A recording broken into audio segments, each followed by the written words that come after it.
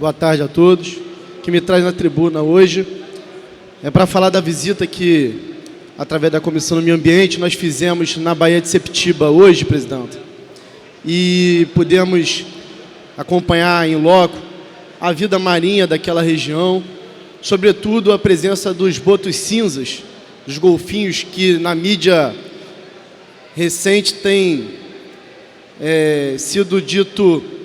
sendo dito sobre o risco iminente de extinção dessa espécie que preocupa todos nós. Então, através dessa comissão, a gente foi olhar a dinâmica desses golfinhos, saber qual é a realidade em que eles estão vivendo lá e como nós podemos contribuir para reverter isso, ajudar a salvar essa espécie com uma simbologia cultural inequívoca, né? Configura um item da nossa bandeira, então merece nosso respeito, independente de qualquer coisa, um respeito cultural. E também a questão ambiental, né, ecológica, que nós precisamos alertar. Na semana passada eu vim aqui à tribuna, aliás, essa semana, na terça-feira, eu vim à tribuna falar sobre isso, e hoje, depois de fazer a visita, venho com mais informações. Nós pudemos olhar de perto não só a dinâmica dos botos cinzas, mas também a presença maciça dos grandes empreendimentos daquela região, que são um total de 10 grandes empreendimentos, os consideráveis potenciais predadores da vida marinha, né, que foram licenciados há tempos, sem os devidos cuidados com o nosso ecossistema, sem pensar na vida daqueles pescadores que dependem da pesca artesanal para sustento próprio de suas famílias. E hoje nós temos lá a CSA, nós temos lá a Vale com 2 frentes de trabalho, nós temos o resquício, a herança maldita deixada pela Engar Mercantil, nós temos docas, nós temos estaleiros, nós temos o Porto de Itaguaí e outras empresas importantes naquela região. Não obstante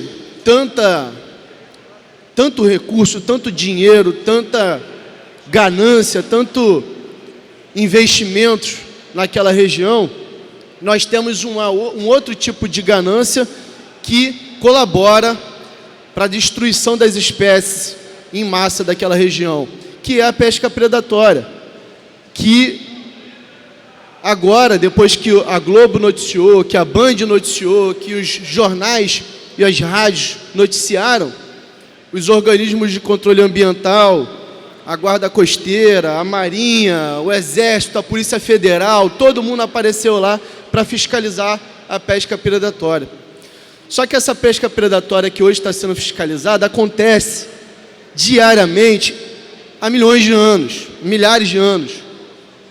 Essa pesca predatória, associada ao investimento tecnológico pesado, e hoje em dia nós podemos falar que essa tecnologia é também destrutiva, porque eles vêm com aquelas traineiras, com aquelas embarcações gigantescas, com sondas riquíssimas, com aparelhos, equipamentos muito bem elaborados, muito tecnológicos, e eles conseguem fazer a leitura de toda a vida marinha, antever a situação dos peixes que vêm, de quais são as espécies que circulam mais na região. Eles conseguem fazer uma abordagem de um raio de cerca de 12 quilômetros de distância. Então você imagina uma embarcação dessa fazer um cerco de 12 quilômetros de distância, impedindo com que as corvinas cheguem naquela região, com que outras espécies cheguem naquela região. Essa pesca predatória, ela vitimiza vidas, famílias. E também não podemos deixar de falar que pesca também o alimento que os golfinhos precisam, que são as sardinhas, as lulas, os camarões e entre outras espécies. Então, veja bem, se nós não tomarmos uma atitude agora, isso foi dito por especialistas, em menos de 10 anos nós teremos os nossos botos cinzas, que na nossa Baía de Sepetiba é a maior concentração de boto cinza no mundo. É um dos poucos lugares no Brasil que existem golfinhos. Nós teremos essa espécie extinta, vai acabar. Não estou falando assim com esse alarme todo, não é porque o golfinho é um bicho amável, bonitinho, não. Eu falo isso porque ele é de extrema importância para o equilíbrio da vida marinha. Eu digo isso porque ele tem a importância cultural já dita. Eu digo isso porque existem pessoas que trabalham dia e noite para salvar essa espécie, para fazer com que eles vivam melhor. Eu digo isso porque o ecossistema como um todo precisa dessa espécie. Então, nós não podemos nos furtar de discutir amplamente esse tema. Eu vou, junto com meus colegas da Comissão de Meio Ambiente, propor uma audiência pública para que nós possamos trazer aqui o INEA, o IBAMA, a Secretaria Nacional de Pesca, o Instituto Boto Cinza, os pescadores locais, as empresas envolvidas diretamente daquela região, os pescadores que se utilizam de forma legal, e aqui a gente precisa ser bem claro, de forma legal, das redes para pescar. Esses pescadores, eles precisam ampliar cada vez mais as suas áreas de pesca, porque cada vez vem menos peixe. Então é natural que uma rede de pesca que antigamente era de 5 metros, hoje é 12 metros, hoje é 15 metros, chega a 20 metros, porque ele precisa viver. Ele precisa ir lá e vender o peixinho dele para botar arroz e feijão dentro de casa. E é isso que nós temos que discutir aqui. Não é simplesmente a vida do golfinho, a vida da sardinha, a vida dos animais ali, do ecossistema ali, mas também das famílias que dependem da pesca e levam isso como estilo de vida. É muito importante essa discussão e na audiência pública eu espero a presença do nosso secretário de Meio Ambiente atuante e abnegado, André Correia, para que a gente possa levar informações importantes para ele, para que a gente possa levar sugestões. E a primeira sugestão que eu vou levar, Tia Ju, já vou dar a parte para o deputado Sá de Noel, a primeira colaboração dessa casa é que nós passamos a exigir das empresas não só o monitoramento dos botos, mas uma espécie de ajuda, uma colaboração maior. E como nós podemos fazer isso? Por que não uma espécie de defeso, uma espécie de contrapartida, compensação a essas famílias que dependem da pesca? No momento em que o pescador deixa de precisar lançar suas redes, nesse momento delicado que o nosso ecossistema vive, os golfinhos vão poder circular de forma mais harmoniosa, mais tranquila. Eles não vão ficar presos entre a ganância das empresas, do capital e a necessidade dos pescadores. Ele vai poder ter uma área para ele poder nadar. Agora, com aquelas redes é impossível. Então, que as empresas ofereçam, subsidiem, custeiem a família desses pescadores, que uma espécie de bolsa, pelo menos num determinado período, para que a gente possa garantir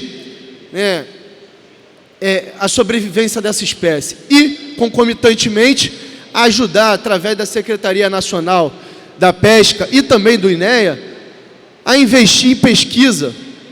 Hoje nós estamos aqui falando em acabar praticamente na prática com o FECAM.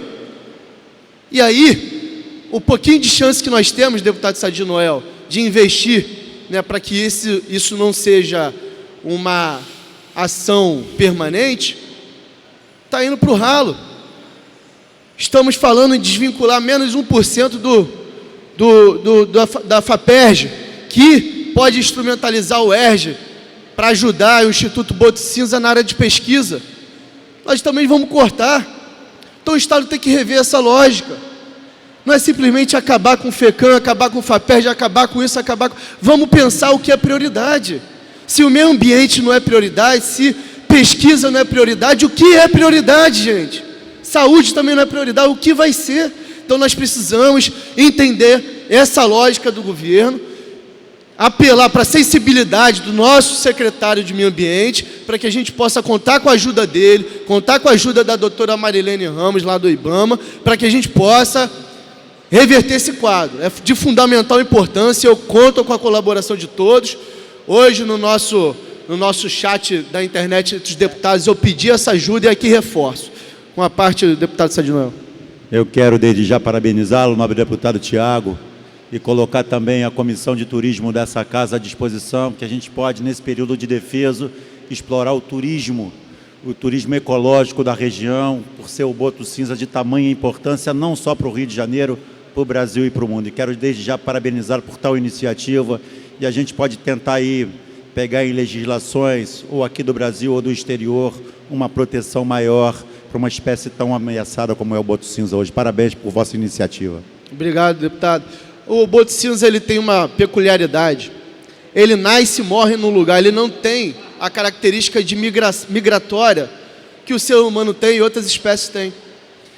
Isso dificulta, né, ele poder se deslocar para fugir, buscar alimento em outro lugar, ou fugir das redes, fugir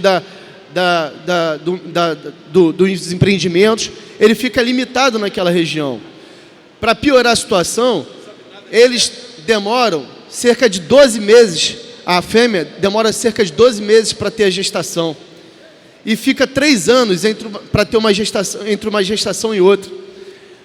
Ou seja, é iminente o risco de extinção dessa espécie.